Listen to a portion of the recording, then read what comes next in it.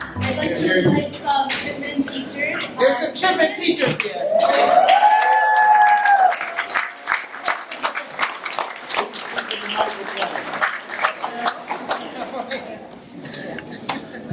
So we're going to have a little Q&A session, and I'm just going to start off with questions.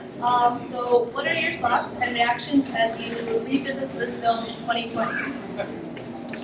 So we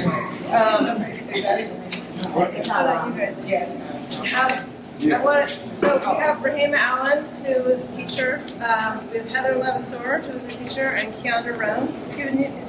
Marion Bell now. Marion Bell, yes. Wrong on the video. So, just let you guys go. Yeah, this is more. I'm going to use my teacher voice. Hello, everyone. Hello. I'm so glad you're here.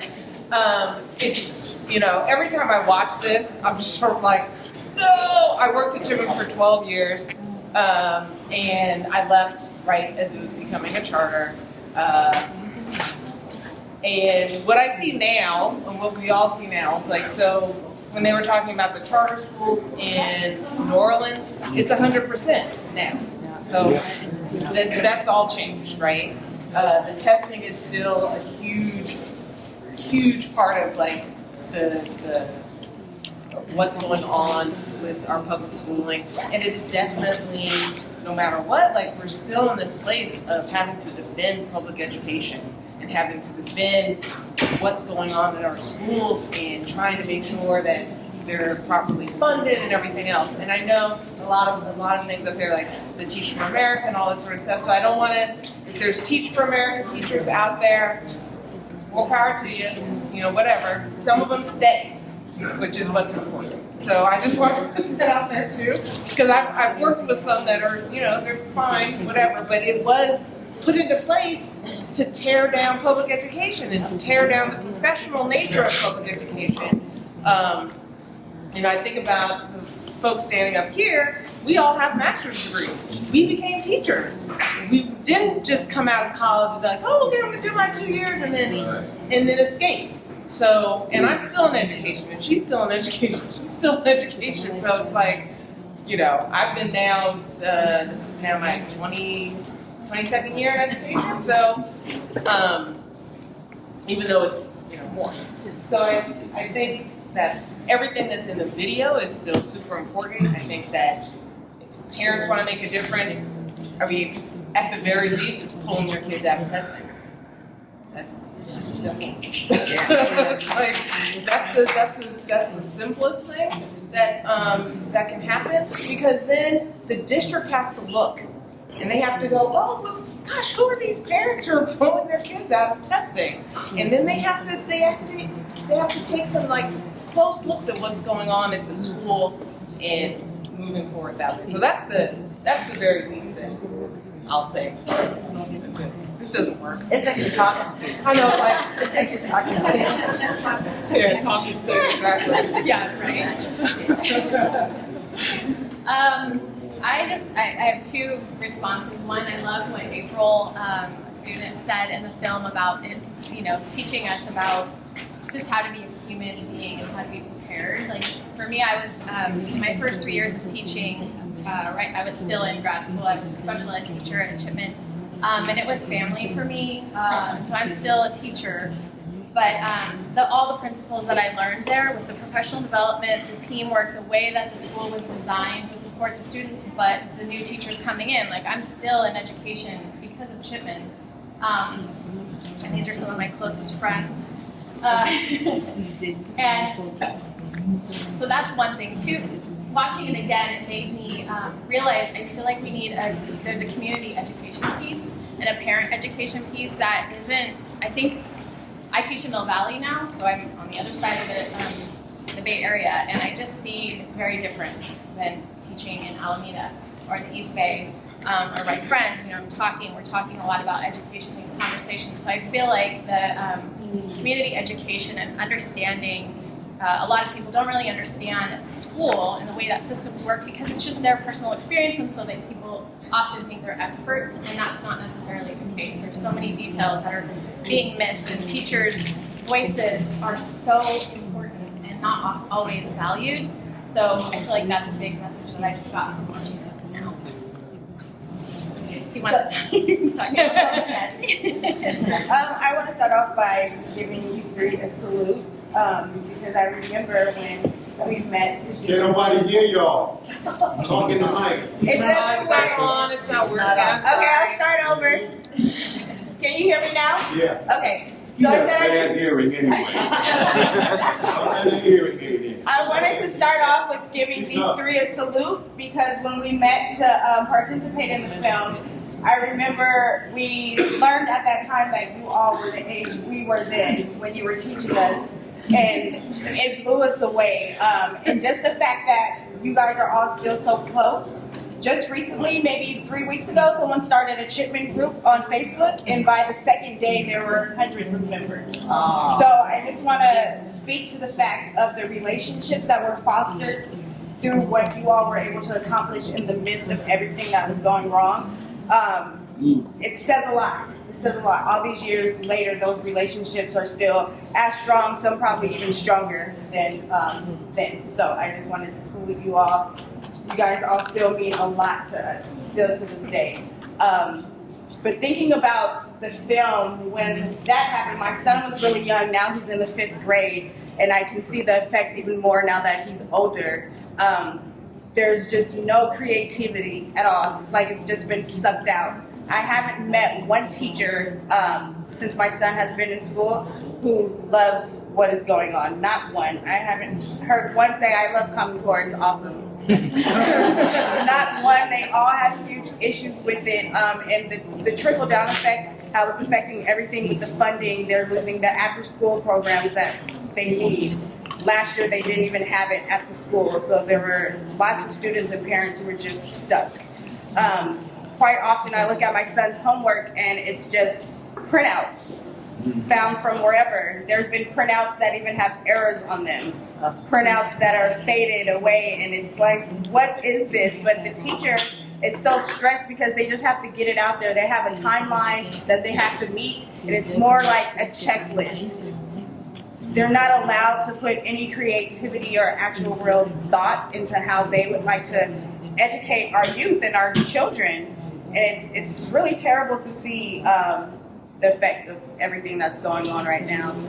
So I would hope more people can see this and be informed and be involved and do something to help because it's getting bad. I ask my son often, how was school? And he says, oh, it was fun. So I try to ask a question to pull something out of him, and I say, well, what did you learn today? And he's like, oh, this stuff.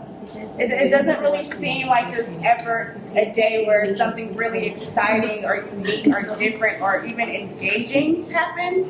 And so it's hard because at that age, they have to be engaged or they're going to check out. So it's almost like they're zombies. They're turning our children into zombies, pretty much. Is how I feel.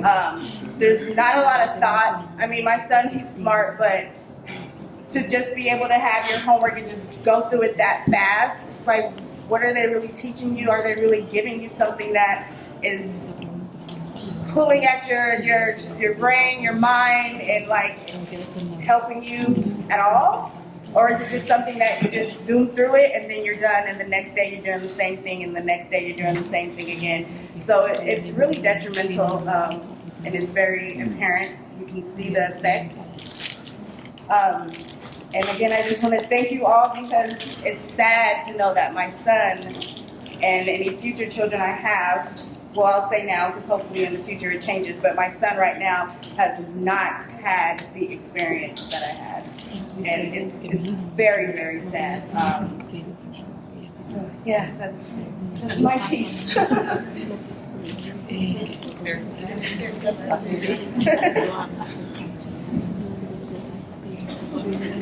Does anyone in the audience have any questions? Question from the audience.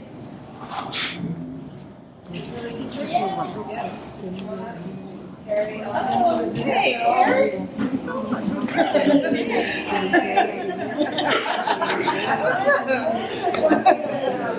Just about one of the teachers in here mentioned very quickly that what we were doing at Chipman did not cost a lot.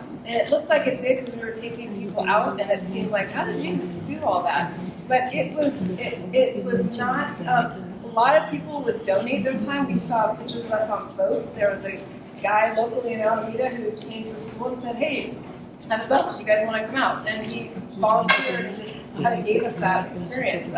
You can find those things, but I just feel like what we were doing was not expensive. It was just innovative and fun, and it made teaching fun. And you all know how fun teaching can be when you're able to do what you want to do. And that was the luxury we had at that time.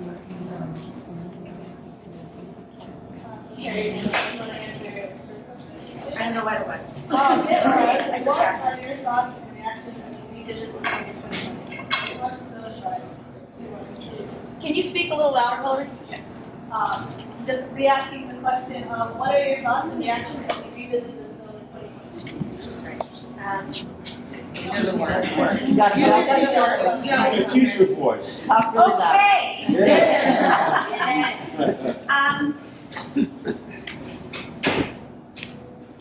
I feel like there's a lot of things that are happening. The potential of what can happen in education right now is coming back around to this, and we need to grab it, and we need to say, we know what's best for students, we know what good educational practices are, we know how to build up the whole child and give them all these leadership opportunities that are outside of the classroom. We need to take them outside of the classroom. We know how to do this. We've known this for a long time, and the politics and the political will got in the way of it. And so what can we do now to really implement what we know is best for kids? And which research showed a while ago is best for kids, and now all these books keep getting published that I know that I'm being asked to read, and I'm like, but we've been saying that. We've been saying that. And it's not that it's not good stuff, because it is. But it's like, we've been saying this, and I'm so glad that you are now telling us to read these people who confirm what we've already known. But we've been saying this, so how about if we just do it?